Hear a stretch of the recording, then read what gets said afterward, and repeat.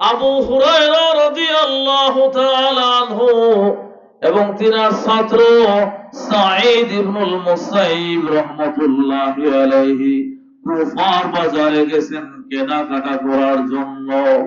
আহারে, তাদের চিন্তা চেতনা কেমন ছিল! মসজিদে যাওয়ার পরে আমাদের আল্লাহর কথা স্মরণ হয় না, রাসূলের কথা স্মরণ হয় না, আখিরাতের কথা স্মরণ হয় না। মসজিদে যাওয়ার পরেও আমরা গীবত, পর নিন্দার আড্ডা জমাই। মসজিদে যাওয়ার পরে আল্লাহর কথা স্মরণ হয় না, বা মসজিদে যাওয়ার পরে আল্লাহর কথা স্মরণ হলেও চাষটলে যাওয়ার পরে আল্লাহর কথা স্মরণ হয় না, নামাজের কথা স্মরণ হয় না, আখিরাতের কথা স্মরণ হয় না।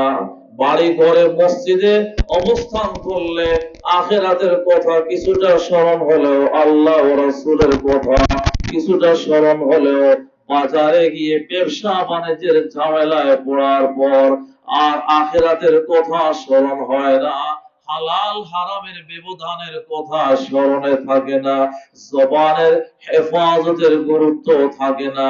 নামাজ কালাম কিছুটা পড়লেও বিয়ে শাদীর ঝামেলায় পড়লে আর নামাজের কথা স্মরণ হয় না, আর রোজার কথা স্মরণ হয় না, হালাল হারামের কথা স্মরণ হয় না। নামাজ রোজা কিছুটা পড়লেও বিশ্বকাপ নামের বিশ্ব পাপ খেলার আয়োজনে ব্যস্ত হয়ে পড়লে আর নামাজের কথা স্মরণ হয় না, আল্লাহর হুকুম পালনের কথা স্মরণ হয় না। আমরা কেমন মুসলমান! আবু হুরায়রা রাদিয়াল্লাহু তাআলা আনহু এবং তিনার ছাত্র সাঈদ ইবনুল মুসাইয়িব রাহমাতুল্লাহি আলাইহি কুফার বাজারে গেছেন নামাজ পড়ার জন্য নয়, রোজা রাখার জন্য নয়।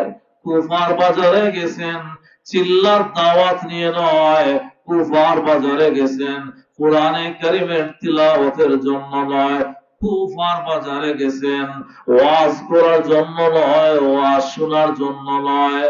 নবী সাহাবী হযরতে আবু হুরায়রা রাদিয়াল্লাহু তাআলা আনহু এবং তিনার ছাত্র সাঈদ ইবনুল মুসাইয়িব রাহমাতুল্লাহি আলাইহি কুফার বাজারে গেছেন কেনাকাটার জন্য। কেনাকাটা করতে করতে এক পর্যায়ে আবু হুরায়রা রাদিয়াল্লাহু তাআলা আনহু ছাত্র সাঈদ ইবনুল মুসাইয়িবের হাত ধরে বলেন, এ বাবা সাঈদ ইবনুল মুসাইয়িব, এ বাবা সাঈদ ইবনুল মুসাইয়িব, আজ আল্লাহ রাব্বুল আলামিন আমরা উস্তাদ ছাত্র দুইজনকে দুনিয়ার এক বাজারে জমা করেছেন। আজ আল্লাহ রাব্বুল আলামিন আমরা উস্তাদ ছাত্র দুইজনকে দুনিয়ার এক বাজারে কেনাকাটা করার জন্য জমা করেছেন। বাবা, এইরকম বাজার শুধু দুনিয়াতে নয়, এইরকম বাজার জান্নাতুল ফেরদাউসে কায়েম হবে। সুবহানাল্লাহ! এইরকম বাজার শুধু দুনিয়াতে নয়, এইরকম বাজার জান্নাতুল ফেরদাউসে কায়েম হবে। জান্নাতুল ফেরদাউসের বাজার, সেই বাজার বিশাল বাজার হবে।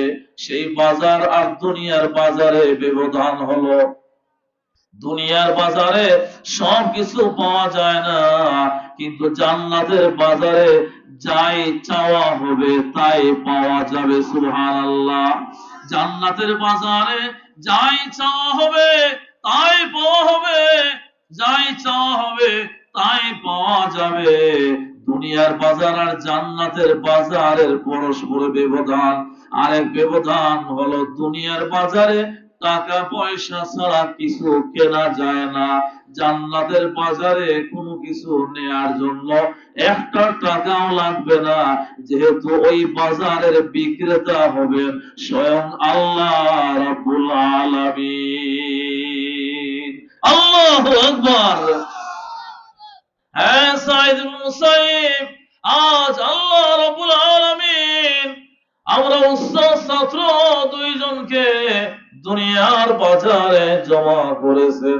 বাবারে, আমি আল্লাহ রাব্বুল আলামিনের দরবারে দোয়া করি, উস্তাদ ছাত্রের হাত ধরে দোয়া করছেন, আমি আল্লাহ রাব্বুল আলামিনের দরবারে দোয়া করি, আজ আল্লাহ রাব্বুল আলামিন যেভাবে আমাদেরকে দুনিয়ার বাজারে একত্রিত করেছেন, কাল কিয়ামতের ময়দানে যেন আল্লাহ রাব্বুল আলামিন আমরা উস্তাদ ছাত্র বাপ বেটা দুইজনকে জান্নাতের বাজারে সমবেত হওয়ার তৌফিক দেন, দান করেন।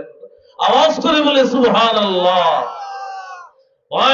বুজুর্গ, দুনিয়ার বাজারে যাওয়ার পরে আখিরাতের বাজারের কথা স্মরণ হয়েছে। আমরা দুনিয়ার বাজারে যাওয়ার পরে আমাদের কি অবস্থা হয়? আবু হুরায়রা রাদিয়াল্লাহু তাআলা আনহু দোয়া করেছেন, বাবা আজ আল্লাহ রাব্বুল আলামিন যেভাবে আমাদেরকে দুনিয়ার বাজারে জমা করেছেন, কিয়ামতের ময়দানে যেন আমাদেরকে এভাবে জান্নাতের বাজারে একত্রিত হওয়ার তৌফিক দান করেন। আমরা একে অপরের জন্য দোয়া করি। ভাই দোস্তর বুজুর্গ, আজকের এই মহা সম্মেলন, এই সম্মেলন শেষ সম্মেলন নয়, দুনিয়ার এই ওয়াজ মাহফিল শেষ ওয়াজ মাহফিল নয়, দুনিয়ার এসব ইসলামী মহাসম্মেলন শেষ ইসলামী মহাসম্মেলন নয়। জান্নাতে যাওয়ার পরে ইসলামী মহাসম্মেলন হবে। ওই সম্মেলনের সভাপতি হবেন স্বয়ং আল্লাহ রাব্বুল আলামিন। ওই সম্মেলনের বক্তা হবেন নবী হযরতে দাউদ আলাইহিস সালাম। ওই সম্মেলনের বক্তা হবেন নবী মুহাম্মদুর রাসূলুল্লাহ সাল্লাল্লাহু আলাইহি ওয়াসাল্লাম। ওই সম্মেলনে দাউদ নবী কুরআনে কারীমের তিলাওয়াত করবেন, জাবুর কিতাব থেকে তিলাওয়াত করবেন। ওই সম্মেলনে নবী মুহাম্মদুর রাসূলুল্লাহ সাল্লাল্লাহু আলাইহি ওয়াসাল্লাম তিলাওয়াত করবেন।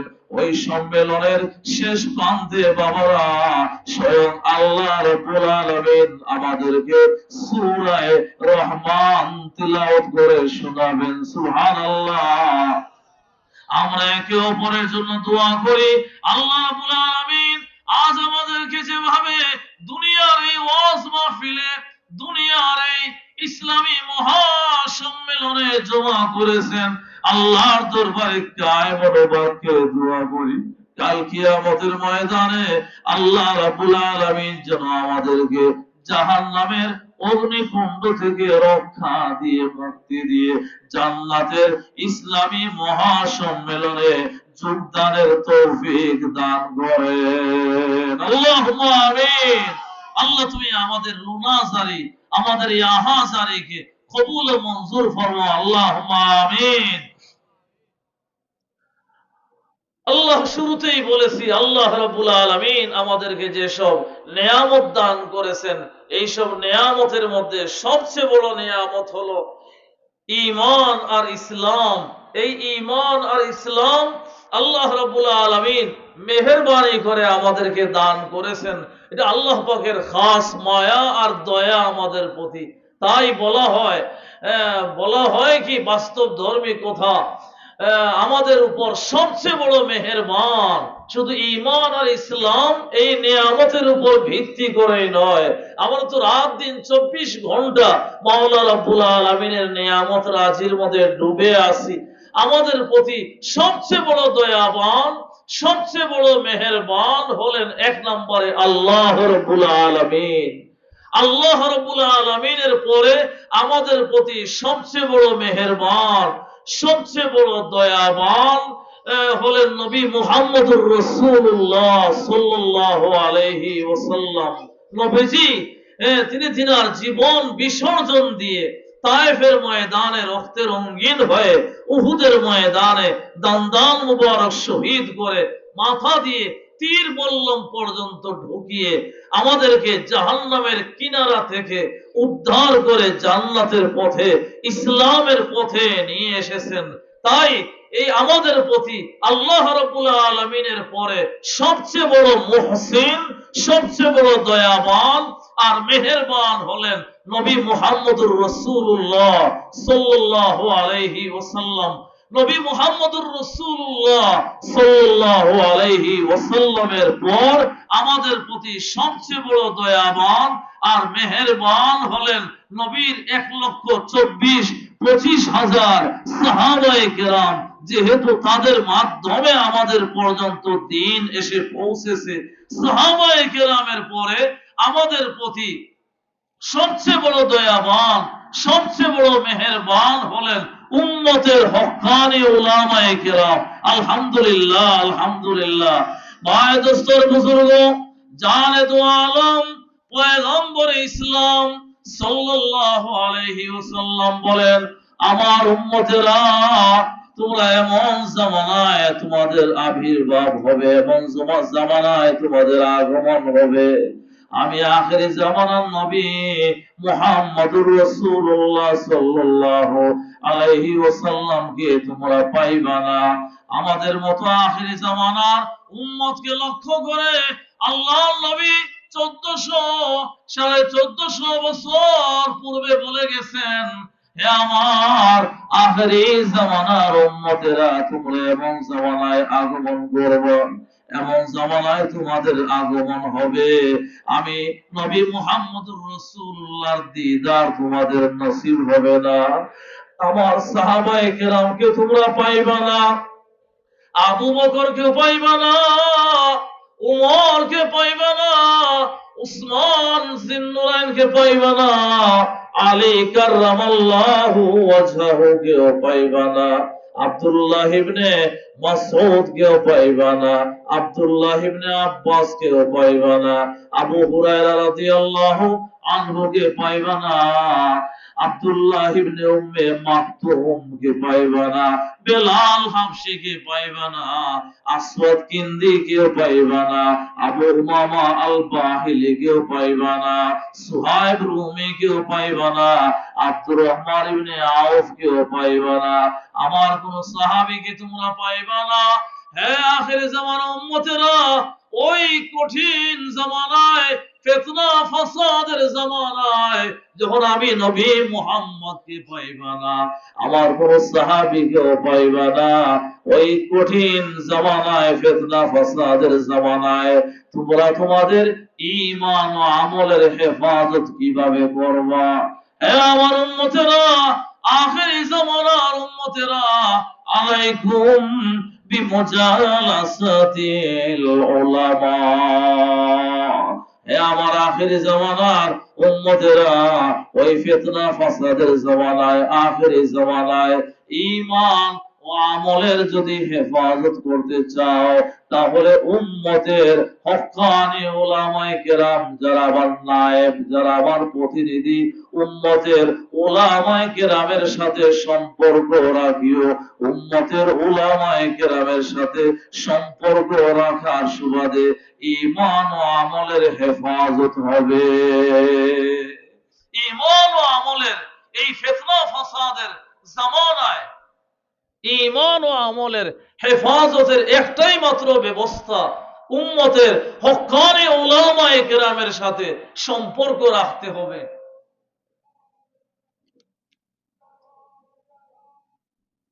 উলামায়ে কেরামের সাথে সম্পর্ক থাকবে, মাদ্রাসার হেফাজত হবে, উলামায়ে কেরামের সাথে সম্পর্ক থাকবে, পীর মুরিদি মেহনতের হেফাজত হবে। অন্যথায় পীর মুরিদির মেহনত ভণ্ডামি নষ্টামিতে রূপান্তরিত হবে। আমাদের দেশের অনেক অনেক সিলসিলা, এগুলা মূলত ভালো ছিল, কিন্তু এখন ভণ্ডামি নষ্টামি নোংরামিতে লিপ্ত হয়েছে। এর একটাই মাত্র কারণ, হক্কানি উলামায়ে কেরামের সাথে তাদের সম্পর্ক নাই। উলামায়ে কেরামের সাথে সম্পর্ক থাকবে, পীর মুরিদির মেহনত হেফাজতে থাকবে, উলামায়ে কেরামের সাথে সম্পর্ক থাকবে, দাওয়াত ও তাবলীগের মেহনত হেফাজতে থাকবে। উলামায়ে কেরামের সাথে যদি সম্পর্ক না রেখে দাওয়াত ও তাবলীগের মেহনত করা হয়, তাবলীগী সাথীরা যদি এমন মেজাজের হয় যে আলেম উলামার নাম শুনলে সহ্য করতে পারে না, একমাত্র অটো আমিরের অন্ধ ভক্ত হয়েই তারা সময় পার করে, শত বুঝানোর পরেও তাদের মন মানসিকতা হলো আমরা সাদ সাহেবকে ছাড়তে পারবো না, সাদ সাহেব জাহান্নামে গেলে আমরাও জাহান্নামে যাব, তবু সাদ সাহেবকে ছাড়তে পারবো না, এই ধরনের কথা তো পীর সাহেব জাহান্নামে গেলে আমরাও জাহান্নামে যাব, আমির সাহেব জাহান্নামে গেলে আমরাও জাহান্নামে যাব, এটা মুমিন মুসলমানের কথা নয়, মক্কার কাফের মুশরিকদের কথা। আলেম উলামাকে বাদ দিয়ে, আলেম উলামাকে পরিহার করে, আলেম উলামার বিদ্বেষ অন্তরে রেখে যে তাবলীগ করা হবে, এই তাবলীগ ইলিয়াস রহমতুল্লাহি আলাইহির তাবলীগ নয়, এই তাবলীগ ইসলামের তাবলীগ নয়, নিঃসন্দেহে এই তাবলীগ ইসরায়েলের তাবলীগ। এতদিন পর্যন্ত উলামায়ে কেরাম অনেক বুঝিয়েছেন, পরিষ্কার ভাবে হয়তো বুঝাতে পারেন নাই, এই কয়েকদিন হলো বিষয়টা খুব ভালো করে পরিষ্কার হয়েছে। এখন সবার মুখে যে সাদিয়ানি, এতাআতি, হাতাহাতি গ্রুপ এর একটা জঙ্গি সংগঠন, ইসকন হলো হিন্দু নামধারী জঙ্গি সংগঠন, আর সাদিয়ানি গ্রুপ হলো মুসলিম নামধারী একটি জঙ্গি সংগঠন। আল্লাহ যেন এদের বিভ্রান্তি থেকে আমাদের দাওয়াত ও তাবলীগের মেহনত হেফাজত রাখেন, বলি আল্লাহুম্মা আমিন। ভাই দোস্ত বুজুর্গ, উলামায়ে কেরামের সাথে আমরা বিদ্বেষপূর্ণ মনোভাব না রাখি, বিদ্বেষপূর্ণ আচরণ না করি, উলামায়ে কেরামের মহব্বত কেন অন্তরে রাখতে হবে? উলামায়ে কেরাম হলেন ওয়ারাসাতুল আম্বিয়া, নায়েবে নবী, নবীর উত্তরাধিকারী, নবীর ওয়ারিস, নবীর উত্তরাধিকারী। নবীর মহব্বতে আলেম উলামাকে মহব্বত করতে হবে, আল্লাহর মহব্বতে আলেম উলামাকে মহব্বত করতে হবে। আলেম উলামার মহব্বত তারা অনেক জায়গা জমির মালিকের জন্য নয়, আলেম উলামার মহব্বত তারা অনেক লম্বা লম্বা বেতন পায় এজন্য নয়, আলেম উলামার মহব্বত যেদেরকে মহব্বত করলে ক্ষমতার আসনে পৌঁছা যাবে এজন্য নয়, আলেম উলামার মহব্বত একমাত্র আল্লাহর মহব্বতে, আলেম উলামার মহব্বত একমাত্র নবীজির মহব্বতে হয়। আলেম উলামাকে মহব্বত করতে হবে হাদিসে রাসূলের আলোকে। উলামায়ে কেরাম বলেন, যারা আলেম উলামার নাম শুনলে সহ্য করতে পারে না, আলেম উলামার চেহারা দেখলে গায়ে চুলকানি শুরু হয়ে যায়, আলেম উলামার নাম শুনলে সহ্য করতে পারে না, আলেম উলামার প্রতি বিদ্বেষপূর্ণ মনোভাব রাখে, এরা যতই তাহাজ্জুদ গুজার হোক না কেন, মারা যাওয়ার পরে তাদের চেহারা কিন্তু কিবলার দিকে থাকবে না, গজবের ফেরেশতারা লাথি মেরে মেরে চেহারাটাকে কিবলার দিক থেকে ফিরিয়ে দেবে। নাউজুবিল্লাহ, আওয়াজ করে বলি নাউজুবিল্লাহ। ভাই দোস্ত বুজুর্গ, আলেম উলামা আমাদের আকাবির আসলাফ পূর্বসূরি উলামায়ে কেরাম, যাদের বদৌলতে আমরা ঈমান পেয়েছি, ইসলাম পেয়েছি, মূলে নবীজির অবদান, মূলে সাহাবায়ে কেরামের অবদান, মূলে তাবেঈন, তবে তাবেঈন, আইম্মায়ে মুজতাহিদিনের অবদান, মূলে আইম্মায়ে মুজতাহিদিনের অবদান। তবে আমরা আমাদের নজরে পাই কাছাকাছি অতীত, নিকট অতীতের ইতিহাস সামনে রাখলে আমাদের নজরে পড়ে আমাদের আকাবির আসলাফ, আমাদের দেওবন্দি উলামায়ে কেরাম, আমাদের পূর্বসূরি উলামায়ে কেরাম, তাদের জীবন বিসর্জন আর কুরবানির ওসিলায়, চোখের পানের ওসিলায় আমরা দিন ধর্ম পেয়েছি। 1601-এ ব্রিটিশ বেনিয়া ইস্ট ইন্ডিয়া কোম্পানি নামে এই পাক ভারত উপমহাদেশে এসেছিল ব্যবসার নামে, সেবার নামে। তাদের হীন উদ্দেশ্য ছিল এই পাক ভারত উপমহাদেশের সম্পদ লুণ্ঠন করা আর সাধারণ মুসলমানদের ঈমান হরণ করা।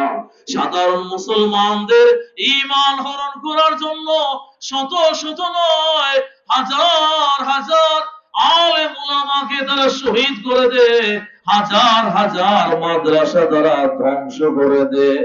ওই কঠিন মুহূর্তে আমাদের পূর্বসূরি উলামায়ে কেরাম নিজের জীবন বিসর্জন দিয়ে নিজে ইংরেজদের মোকাবেলা করেছেন। ইংরেজদের মোকাবেলায় জিহাদের ময়দানে উপনীত হয়েছেন। দীর্ঘদিন পর্যন্ত জিহাদ করতে করতে ইংরেজকে পাক ভারত উপমহাদেশ থেকে পালিয়ে যেতে বাধ্য করেছেন। শেষ পর্যন্ত এই শিয়ালের বাচ্চারা লাল কুত্তা বাহিনী পাক ভারত উপমহাদেশের জমিন ছাড়তে বাধ্য হয়েছে।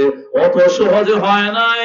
আজ আমাদের পূর্বসূরি উলামায়ে কেরাম, দেওবন্দি উলামায়ে কেরাম তাদের জীবন বিসর্জনের ওসিলায়, তাদের কুরবানি আর চোখের পানির ওসিলায় আজ আমাদের মাথায় টুপি, গায়ে পাঞ্জাবি, আমাদের চেহারায় দাড়ি, আমরা মসজিদ পেয়েছি, মাদ্রাসা পেয়েছি। ওইসব আকাবির আসলাফ পূর্বসূরি উলামায়ে কেরামের রূহে পাকে সালাম ও শুকরের হাদিয়া জানায়। আমাদের পূর্বসূরি আলেম, পূর্বসূরি বড় একজন মহান ব্যক্তিত্ব হলেন আহমদ স্যার হিন্দি রহমতুল্লাহি আলাইহি। আজ আমরা যে ঈমান পেয়েছি, ইসলাম পেয়েছি, আমাদের মাথায় টুপি, চেহারায় দাড়ি, গায়ে পাঞ্জাবি, মসজিদ মাদ্রাসা পেয়েছি, আমাদের দিনদারি তাকওয়া পরহেজগারির পিছনে রয়েছে আহমদ স্যার হিন্দি রহমতুল্লাহি আলাইহির কুরবানি আর চোখের পানি। আমাদের দিনদারির মূলে রয়েছে শাহ সৈয়দ আহমদ শহীদ রহমতুল্লাহি আলাইহির কুরবানি আর চোখের পানি। আমাদের দিনদারির পিছনে রয়েছে শাহ ইসমাইল শহীদ রহমতুল্লাহি আলাইহির কুরবানি আর চোখের পানি। আমাদের দিনদারি আর তাকওয়া পরহেজগারির পিছনে রয়েছে বাবারা শাহ ওলিউল্লাহ মুহাদ্দিসে দেহলভী রহমতুল্লাহি আলাইহির কুরবানি আর চোখের পানি। আমাদের দিনদারির মূলে রয়েছে শাহ আব্দুল আজিজ মুহাদ্দিসে দেহলভী রহমতুল্লাহি আলাইহির কুরবানি আর চোখের পানি। আমাদের দিনদারির মূলে রয়েছে খাজা জানে জান রহমতুল্লাহি আলাইহির কুরবানি আর চোখের পানি।